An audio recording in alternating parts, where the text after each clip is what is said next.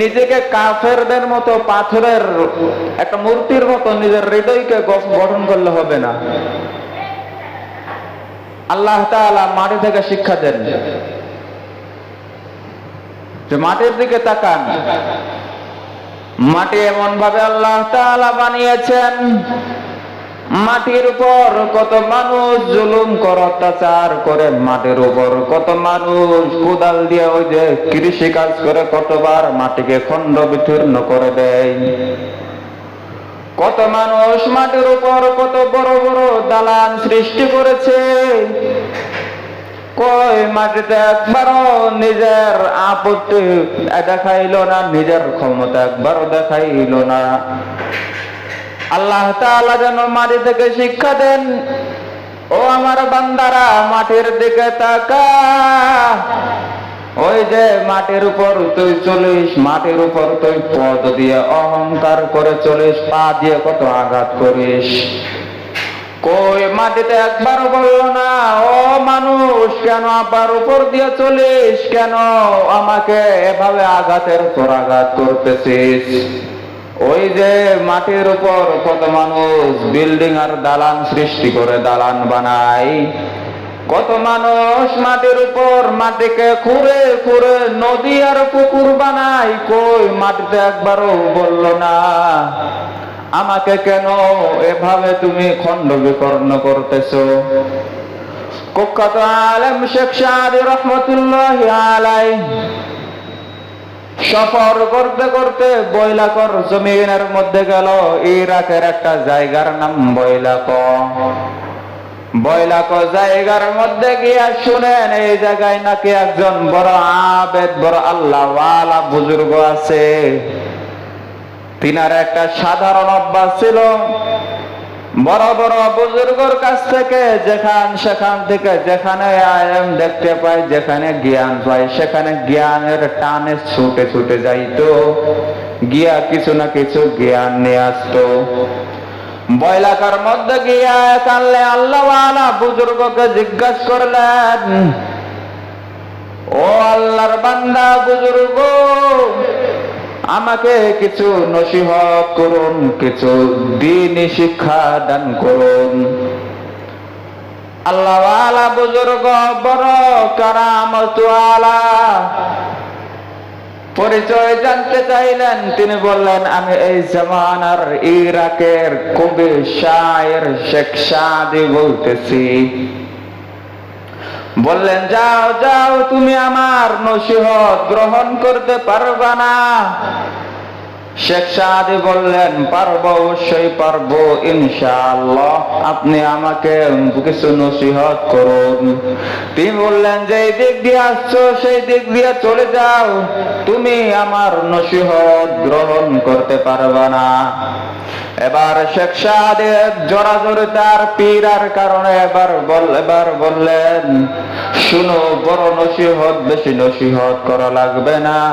তুমি তোমার অহংকার আর রাগকে যদি জমিনের মধ্যে দাফন করতে পারো তবে তোমার ইলম কাজে লাগবে, অন্যথায় নিজের ইলমকে জমিনের মধ্যে দাফন করে দাও। अलमेरा एजाज करदन बेहिसाब खल्क रादा दंजावा बेबाशवाब। এলেম একটা বড় দামি জিনিস, এলেম দিয়ে অহংকার, এলেম তো মানুষকে তাকাব্বুর থেকে বাঁচাইয়া বিনয়ের দিকে নিয়ে যায়। আল্লাহ তাআলার এই বান্দা বুজুর্গ বললেন, তুমি যদি নিজের অহংকার আর নিজের রাগকে যদি জমিনে দাফন করতে পারো তবে তোমার এলেমকে জমিনের উপর রাখো, অন্যথায় তুমি নিজের এলেমকে বৈলাকর জমিনে দাফন করে দিয়া চলে যাও।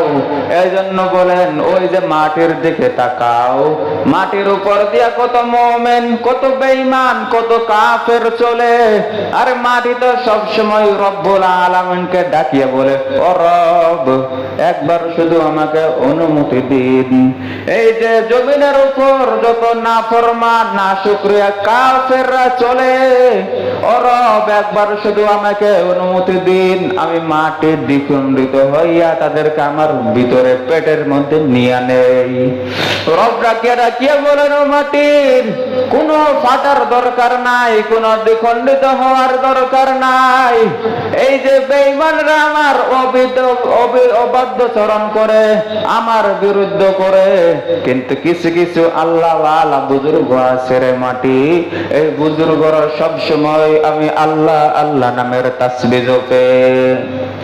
এজন্য রব এত দয়াময়, এত দয়াময়, জমিন বারবার সেকেন্ডে সেকেন্ডে বলে, ও রব ওই যে মাটির উপর এত বেঈমান নাফরমানি করে এত গুনার সৈলাব, একবার শুধু আমাকে অনুমতি দেন, আমি সমস্ত বেঈমানকে একেবারে মাটিতে আমার পেটের ভিতর নিয়ে ছিন্ন বিচ্ছিন্ন করে দেব।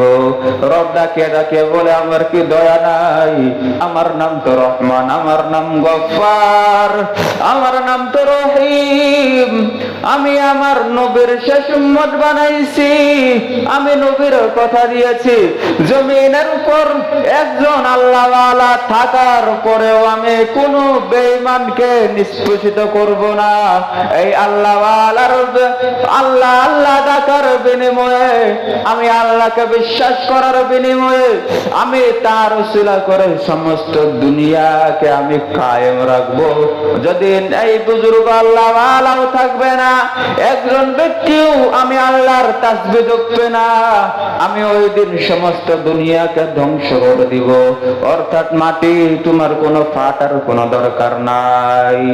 ইয়া ইলাহি তু মেরা মাবুদ হ্যায়, ইয়া ইলাহি তু মেরা মাশুক হ্যায়, ইয়া ইলাহি মুঝसे मुझको दूर कर, ताके देखो मुझ में तुझको एक नजर, या इलाही तू मेरा गफ्फार है, या इलाही तू मेरा सत्तार है।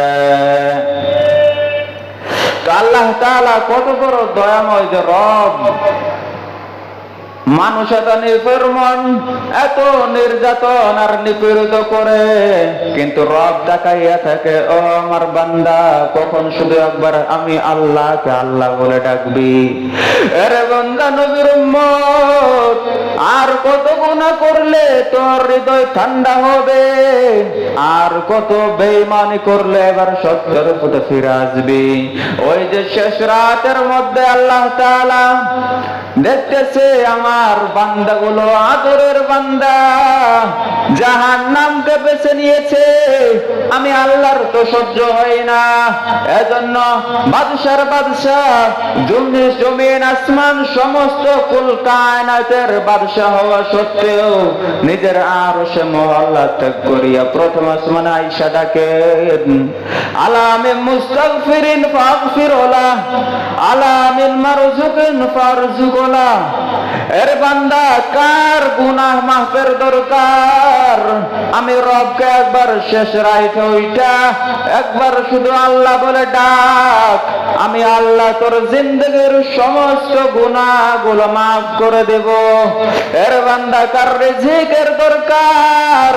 সমস্ত মানুষ ঘুমিয়ে আছে, আয় একবার আমি আল্লাহর দরবারে ফিরে আস, যদি একবার বিছানাটা টেক করিয়া যদু করিয়া যায় নামাজটা বিছাইয়া সেজদায় পড়িয়া শুধু বলো, আল্লাহ রিজিকের বড় অভাব, আমার রিজিকের দরকার, আমি আল্লাহ তাআলা ফারজুকুলাহু, আমি আল্লাহ তাআলা তাকে সাথে সাথে রিজিকের ফয়সালা করে দেব।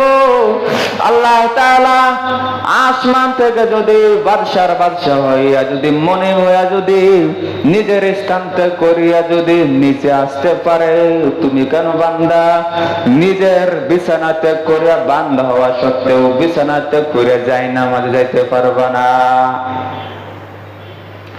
এজন্য মানুষের হৃদয় বড় কঠোর। আল্লাহ তাআলা তাআলাতে বলেন সুম্মা কাসাত কুলুবুকুম মিন বাদি যালিকা ফাহিয়া কাল হিজারতি আও আশাদ্দু কসওয়া ওয়া ইন্না মিনাল হিজারতি লামা ইয়াতাফাজ্জারু মিনহুল আনহার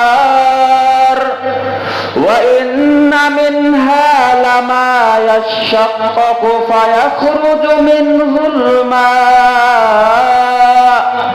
ওয়া ইন্না মিনহা লামা ইয়াহবিতু মিন খাশিয়াতিল্লাহ ওয়া মাল্লাহু বিগাফিলিন আম্মা তা'মালুন।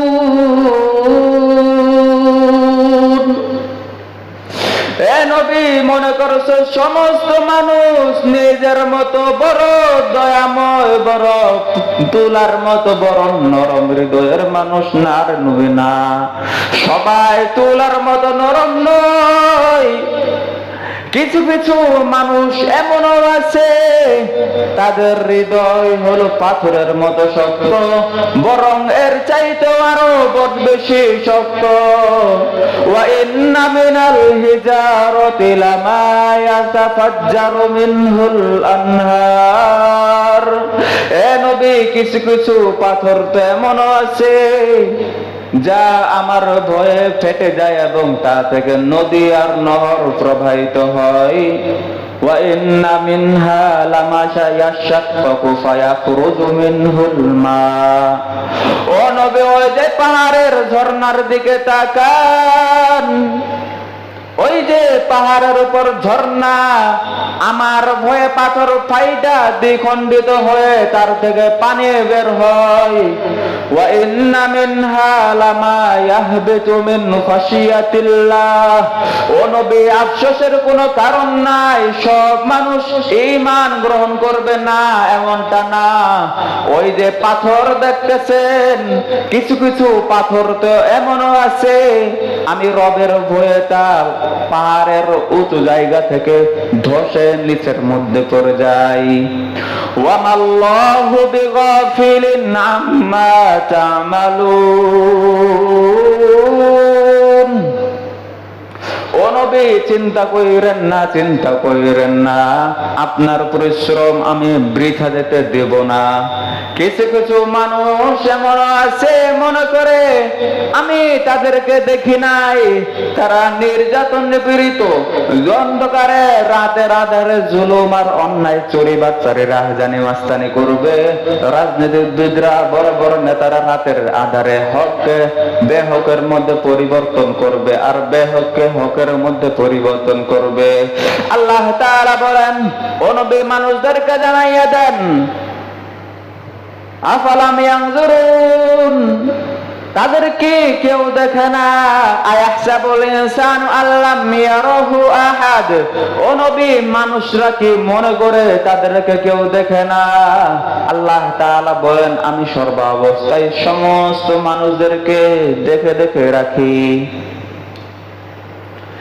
এজন্য আল্লাহ তাআলা এই আয়াত দ্বারা মানুষদের কিছু বৈশিষ্ট্য কিছু তুলে ধরেছেন। আল্লাহ তাআলার এত বড় নিদর্শন, নাগা কুম্বরে গুম্বদে ঝরনাগার কসাক ফসবাদ বে সাতু উস্তুয়ার সরা পর্দায়ে চরখ গরদান দাবি দরুস মাহায়ে ফরোজিন্দাবি। আল্লাহ তাআলা এক বান্দা শেখ সাদী রাহমাতুল্লাহি আলাইহি তার কবির ভাষায় বান্দাদেরকে নসিহত করতেছেন আর বলতেছেন, ও নাফরমান বান্দা, ও বেঈমান, নাগা কুম্বরে গুম্বদে সরনাগার কাসাকু ফসবাওয়াদ বে সাতু উস্তুয়ার। ওই যে আকাশের দিকে তাকা, আকাশের দিকে আসমান এমন একটা ছাদ বানিয়ে দিয়েছে, এই ছাদটাকে এমন ভাবে আল্লাহ গঠন করলেন, কোনো পাহাড় নাই, কোনো খুঁটি নাই, খুঁটিবিহীন আসমান যেন ছাদের মতো মানুষকে রক্ষা করে। এমন ভাবে তার মধ্যে পর্দা লাগাইছেন, এমন পর্দা লাগাইছেন আরে বান্দা, দুনিয়ার মধ্যে মোবাইলের পর্দায় আর টিভির পর্দায় তুই যে হারাম কাজ দেখতেছিস, এমন কোন পর্দা না। এমন পর্দা লাগাইছেন যেন আকাশের মধ্যে যেমন মেঘগুলো যেন এদিক ওদিক দৌড়াদৌড়ি করে। রাতের মধ্যে কত সুন্দর চাঁদ আর কত সুন্দর তারকা, দিনের মধ্যে সূর্য কত সুন্দর ভাবে আলো দেয়। আসমানটাকে এত সুন্দর করে আল্লাহ তাআলা বানিয়েছেন। কে বানিয়েছে আসমান? কে বানিয়েছে জমিন? কে বানিয়েছে তোরে রে বান্দা? এই জন্য নিজেকে ভাবতে হবে। আল্লাহ তাআলা বলেন, বান্দারে নিজের সম্বন্ধে একটু ভাব। ওয়া ফি আনফুসিকুম আফালা তুবসিরুন। ও বান্দা, কোন দিকে তাকাইতে হবে না, শুধু একবার নিজের দিকে তাকা। নিজের দিকে তাকিয়ে তাকিয়ে ভাব আর চিন্তা কর, আমার এত সুন্দর শরীর কে দান করলো? আমার এত সুন্দর পা কে দান করলো? আমাকে কে দাঁড় করে রাখিয়েছে? মানুষ মরে গেলে তো দাঁড়িয়ে থাকতে পারে না, মানুষ মরে গেলে বসে থাকতে পারে না। আমি কেমনে দাঁড়িয়ে আছি? কে আমার এই চক্ষুগুলোকে পরিচালনা করে? কে আমার মস্তিষ্ককে পরিচালনা করে? নিশ্চয়ই নিশ্চয়ই কোন ইলাহ তো আছেই, কোন পরিচালক তো অবশ্যই আছে।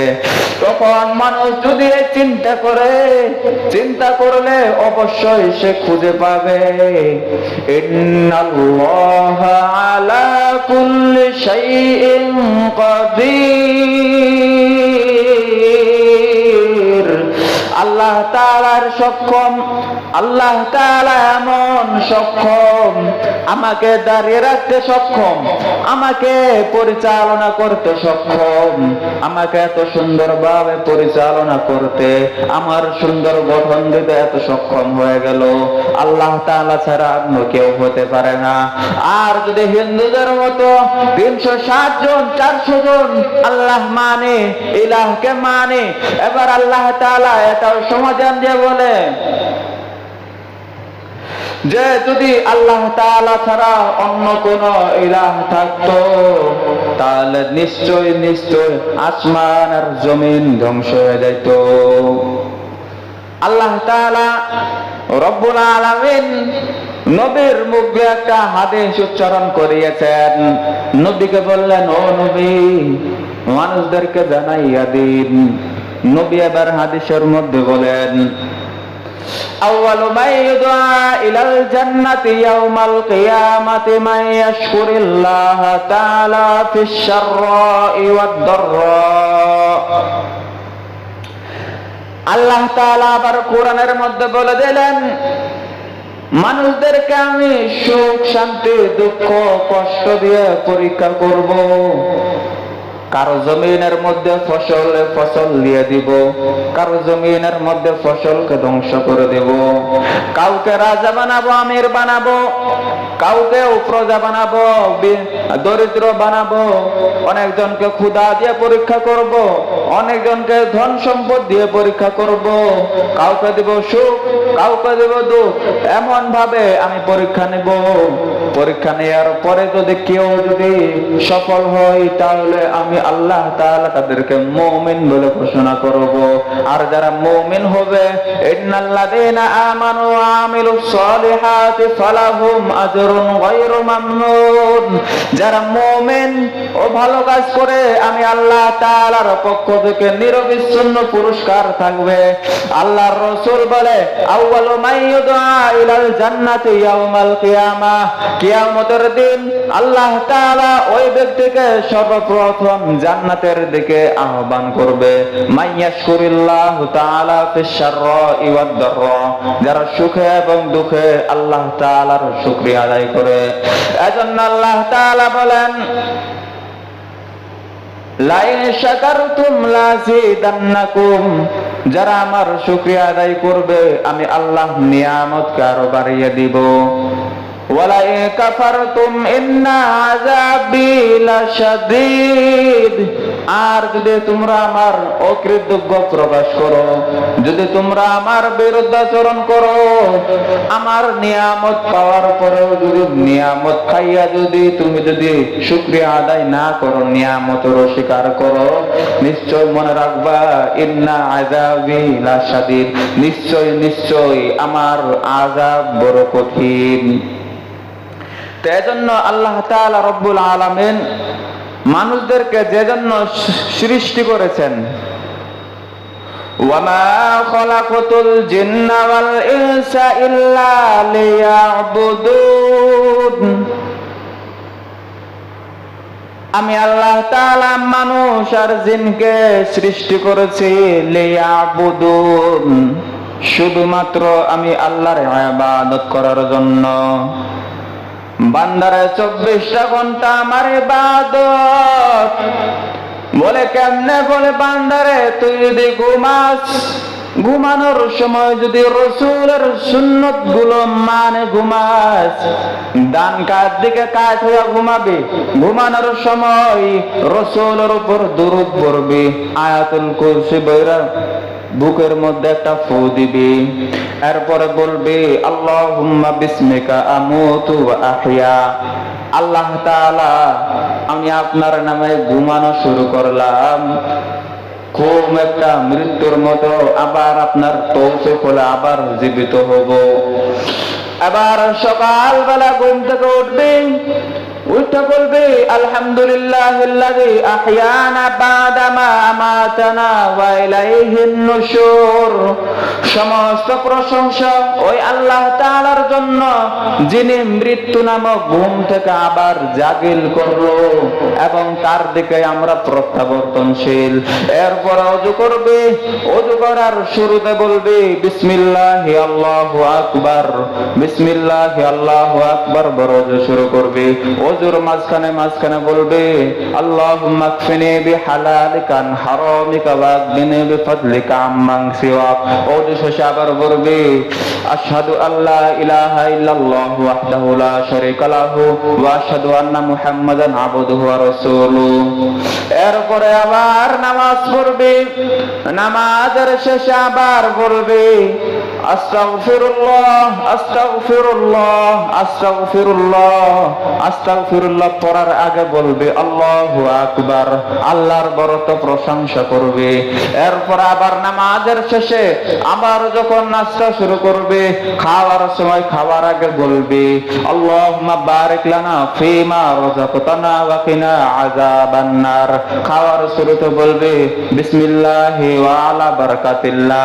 যদি বান্দা শয়তানের ধোঁকায় পড়ে ভুলে যাস, খাবার মধ্যখানে মনে হইলে বলবে বিসমিল্লাহি আউওয়ালাহু ওয়া আখিরা। যদি নিজের বাসায় হয় তা খাবার শেষে বলবে আলহামদুলিল্লাহিল্লাযী আত'আমানা ওয়া সাকানা ওয়া জাআলানা মিনাল মুসলিমিন। যদি অন্যর বাসা হয় তাহলে বলবে আল্লাহুম্মা আত'ইম মান আত'আমানি ওয়াসকি মান সাকানি। এবার দুধ পান করতেছে, শুরুতে বলবে বিসমিল্লাহ, দুধ পান শেষ করার পর আলহামদুলিল্লাহিল্লাযী রাযাকানা বা'দা মা হাদাইতানা। এরপরে আবার যখন ঘুমাইতে যাবি, এভাবে প্রত্যেক কাজ কর্মের মধ্যে আল্লাহ তাআলার রাসূলের সুন্নাত গুলো মানবি। এবার যদি টয়লেটের মধ্যে যাই ইস্তেনজার জন্য যাওয়ার জন্য প্রথমে বলবে গিয়া বলবে আল্লাহুম্মা আউযু বিকা মিনাল খুবুসি ওয়াল খাবাইস। ইস্তেনজা শেষ কইরা যখন বের হবে বলবে গুফরানাকা আলহামদুলিল্লাহ। এরপরে যখন মসজিদের মধ্যে প্রবেশ করবি, শুরুতে মসজিদে যাওয়ার দোয়াটা পড়বি, আবার মসজিদের মধ্যে বসার আগে আবার নিজের শুকরিয়া আদায়ের 2 রাকাত নামাজ পড়বে। আবার যখন বের হবে মসজিদের থেকে বের হওয়ার দোয়া পড়বে, ডান পা দিয়ে মসজিদে যাবে, টয়লেটে গেলে বাম পা দিয়া যাবে, টয়লেট থেকে বের হওয়ার সময় ডান পা দিয়ে বের হবে, মসজিদ থেকে বের হওয়ার সময় বাম পা দিয়ে বের হবে। কারণ মসজিদ হইল পবিত্র, দুনিয়া হলো অপবিত্র। কেননা এক হিন্দু মানুষ ওই হিন্দুর এক মেয়ে ছিল, মেয়ে বড় অসুস্থ থাকতো, ডাক্তারের ওষুধ দেয়া কোনো কাজ হইতো না। এবার ওই হিন্দু মানুষ একবার বলল, মুসলমান তো বড় আল্লাহওয়ালা, মুসলমানদের নবী তো বড় পবিত্র, মুসলমানদের নবী এমন দয়াময় ছিল, কোন হিন্দু কোন বেঈমান মুশরিক ইহুদি খ্রিস্টান যত বেঈমান আছে, কোন বেঈমান মুসলমানদের নবীর চরিত্রের উপর কোন কলঙ্ক লাগাইতে পারে নাই। চোখ বন্ধ কইরা বলতে পারত, দুনিয়ার সমস্ত মানুষের মধ্যে সর্বশ্রেষ্ঠ মানুষ হইল মুসলমানদের নবী। এজন্য একবার যাই মুসলমানদের থেকে একটু তেল পয়রা নিয়ে আসি। মাঠের মধ্যে গেছে, গিয়া দেখে এক মুসলমান কৃষি কাজ করতেছে, গিয়া তেল পয়রা নিছে, তেল পয়রে মেয়ের গায়ে লাগাইছে, কোনো কাজ হয় নাই। বলল মুসলমান তেমন কাজ হয় নাই। এবার মসজিদের মধ্যে গিয়া দেখি, মসজিদের গেটের সামনে গিয়া তেলের কাপ নিয়ে দাঁড়ায় আছে। এক মুসলমানকে বলল, ভাই আমি হিন্দু মানুষ, আমার মেয়ের এই এই সমস্যা, আপনি যদি একবার তেলটার মধ্যে ফু দিয়া দিতেন, হয়তো আপনার খোদা আমার মেয়েকে ভালো করে দিবে। এবার ওই হিন্দু মানুষ ফু দিয়া তেল নিয়ে বাড়িতে গেল, বাড়িতে গিয়া মেয়ের গায়ের মধ্যে লাগাইয়া দিল, সাথে সাথে মেয়ে ভালো হয়ে উঠলো। এবার তারপর দিন থেকে মসজিদের গেটের সামনে তেল নিয়ে দাঁড়াইয়া থাকে। এক মুসলমান এবার জিজ্ঞাসা করলো, ভাই আপনি কেন মসজিদের গেটের সামনে দাঁড়াইয়া থাকেন তেল নিয়া? কত মুসলমান তো বাড়িতে থাকে, আপনার বাড়ির পাশেও তো মুসলমানের ঘর, কত মুসলমান তো রাস্তাঘাটে বাজারে থাকে, কত মুসলমান তো খেতে খামারে থাকে, দোকান পাড়তে থাকে, সেখানে গিয়া কেন তেল পরাই নেন না? এখানে দাঁড়াইয়া দাঁড়াইয়া সময় কেন নষ্ট করেন? এবার ওই হিন্দু মানুষ বলল, ও ভাই আমি তো কোন মুসলমানকে বাজারে দেখি নাই, আমি তো কোন মুসলমানকে মাঠে ঘাটে দেখি না, আমি কোন মুসলমানকে বাড়ি ঘরে দেখি না, আমি কোন মুসলমানকে খেতে খামারে দোকান পাটের মধ্যে দেখি না। আমি শুধু দেখি মুসলমান যখন কোন ব্যক্তি যখন মসজিদের ভিতর ঢুকে ততক্ষণ মুসলমান থাকে, যখন সে মসজিদ থেকে বাইর হয় সে বেঈমান হয়ে বের হয়। মুসলমানি বুয়দ গর্দান নেহাদান আনান খুদ বদস্ত খাজাদান দরবা সুরত আদমি একসা বুদে আহমদ বু জাহলো হাম একসা বুদে আদমিরা আদমিয়ত লাজমাস উদরা গর বুনা বাসদ হাইজমাস। নামে নামে মুসলমান থাকলে মুসলমান নয়, মুসলমান তো তাকেই বলে, ঈমানদার তো তাকেই বলে তাসদীক বিল কলব ওয়া তাকরার ফিল লিসান ওয়া তা'মালু ফিল আরকান। আল্লাহর হুকুমগুলো হৃদয়ে হৃদয়ে বিশ্বাস করতে হবে, মুখ দিয়া উচ্চারণ করে করে মানুষের সামনে প্রকাশ করতে হবে। শুধু এতটুকু দিয়াই ঈমানদার হয়ে যায় না। আবার ওয়া তা'মালু বিল আরকান, তোমার হাত পা অঙ্গ প্রত্যঙ্গ শরীর দিয়া সেগুলো কাজ করে করে যদি দেখাইতে পারো রে বান্দা, তখনই তুমি মুসলমান। ও ভাই মুসলমান, আমি হিন্দু মানুষ হইয়া এই যে রাস্তাঘাটে না গিয়া দোকান পাটের মধ্যে না গিয়া যেখানে সেখানে মুসলমান দেখাই যদি আমি তেল পরাই নেই নাই, কারণ এগুলো শুধু নামে নামে মুসলমান থাকে। মসজিদে যারা ঢুকে ততক্ষণ মুসলমান থাকে। আমি হিন্দু মানুষ হইয়া এটা সাক্ষী দিতে পারি, ওই যে ক্ষেতের মধ্যে গিয়া এক মুসলমানের কাছ থেকে তেল পরা নিয়ে আসছি, না ভাই না কোনো কাজ করে নাই, আমার মেয়ের শরীরে কোনো প্রভাব ফেলতে পারে নাই। যখনই আমি এই নাম মসজিদ থেকে গিয়া একজন মুসলমানের কাছ থেকে আমি তেলটা পরাই নিলাম, আরে ভাই জার্মানি লাগাইছি, সাথে সাথে আমার মেয়ে ভালো হয়ে গেছে। তখনই যেন তোমাদের রব, তোমাদের আল্লাহ, তোমাদের মালিক, তোমাদের সৃষ্টিকর্তা যেন আমি হিন্দু মানুষকে প্রমাণ দিয়ে দিল, ওরে বেটা হিন্দু, ওই যে তুই মুসলমান দেখলি ক্ষেতের মধ্যে, তোর ধারণা বড় ভুল। ওই যে বাজারের মধ্যে মুসলমান দেখতেছিস, তোর ধারণা বড় ভুল।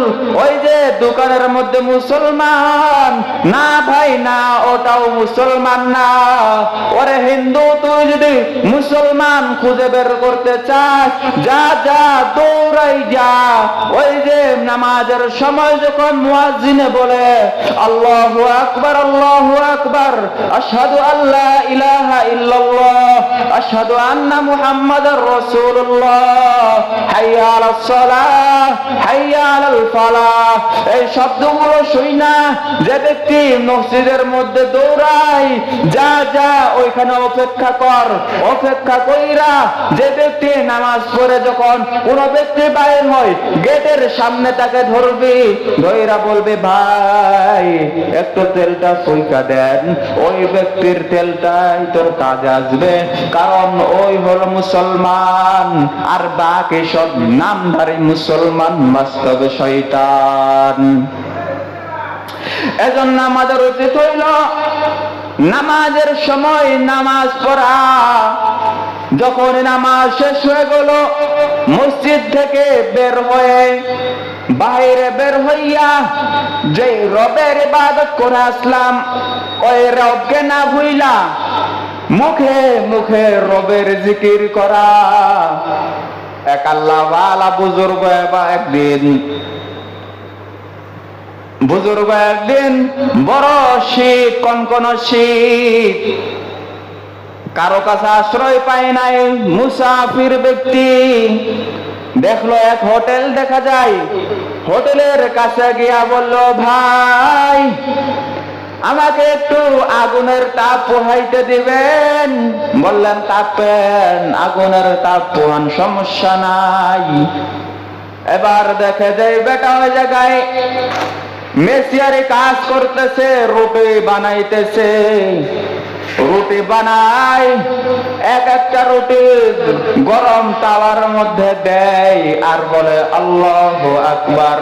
আবার তোয়া থেকে রুটি উল্টায়, তখন বলে আল্লাহু আকবার।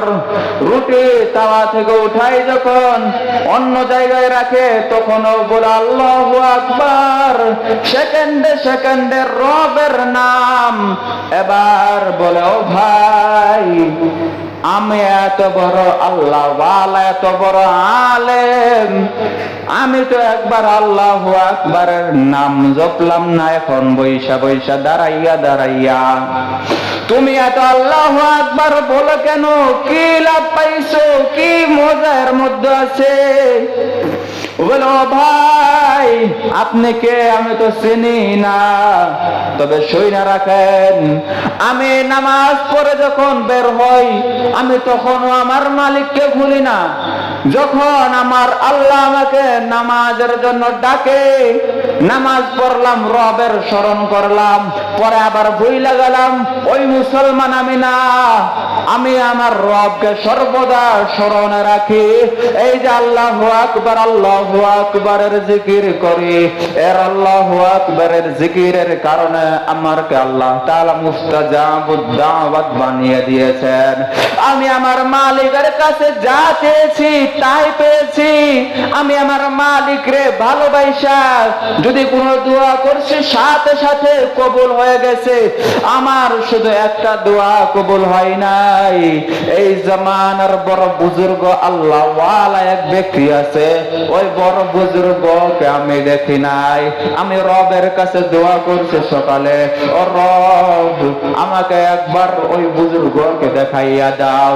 এই রব আমার এই দোয়াটা কবুল করে নাই। এবার ওই বুজুর্গ ডাইকা বলে, ও ভাই, আল্লাহর বড় শুকরিয়া আদায় করি, তোমার মতো একজন আল্লাহ ওয়ালা আমার চোখে পড়ছে। ও ভাই, তোমার এই দোয়াটাও কবুল হয়ে গেছে। আমি হলাম সেই বড় বুজুর্গ, আমি হলাম সেই বড় আল্লাহ ওয়ালা বুজুর্গ, আমি সেই ভাই। দেখ দেখ, আমাকে দেখা রাখ, আমার এই দোয়াটা, তোমার এই দোয়ার কারণে হয়তো রব আমাকে এখানে টেনে নিয়ে এসেছে।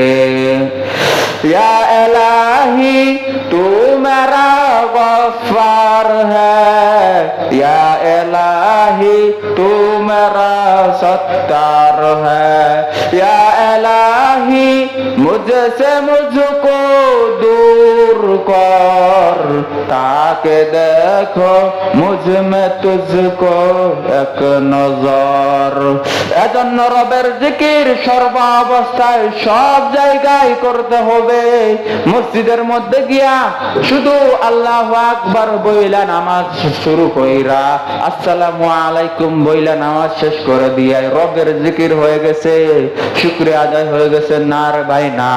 সর্বাবস্থায় মসজিদ থেকে বের হয়েও কাজে কর্মে সব জায়গায় আল্লাহু আকবার, আল্লাহর নাম, আল্লাহর জিকির সর্বাবস্থায় করতে হবে।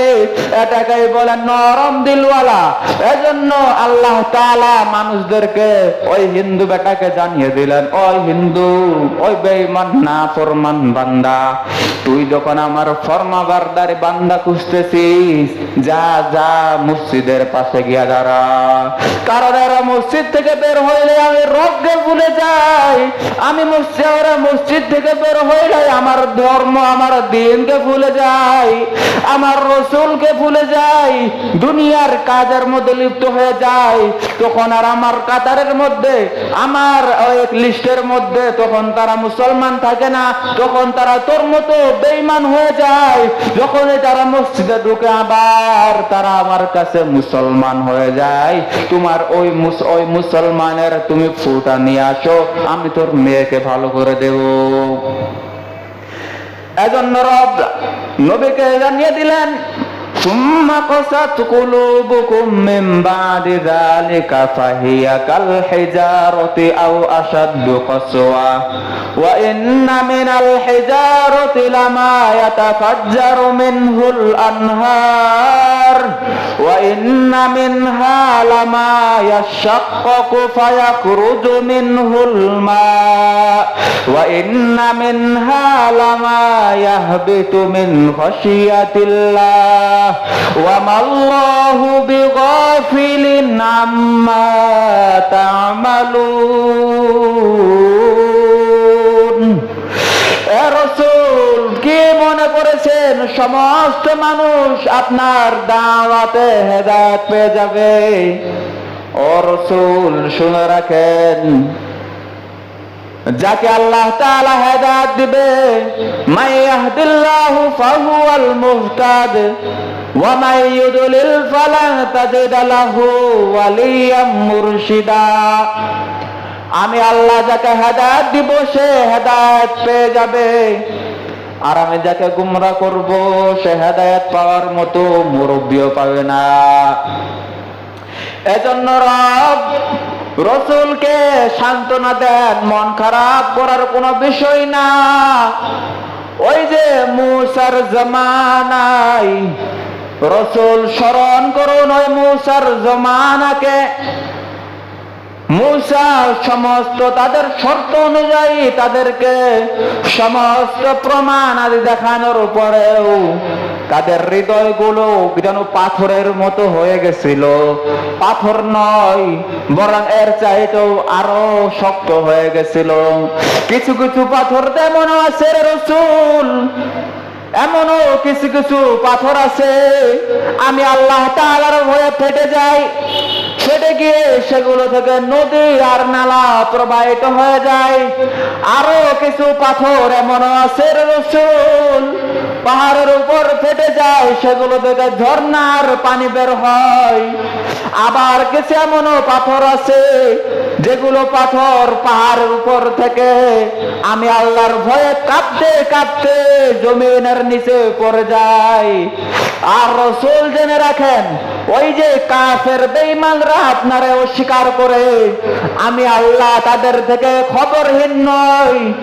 এজন্য আমি আল্লাহ তাআলা তাদেরকে একটা সময় এমন ভাবে পাকড়াও করব, না তারা সেখানে বাঁচবে না মরবে। লা ইয়ামুতু ফিহা ওয়ালা ইয়াহইয়া।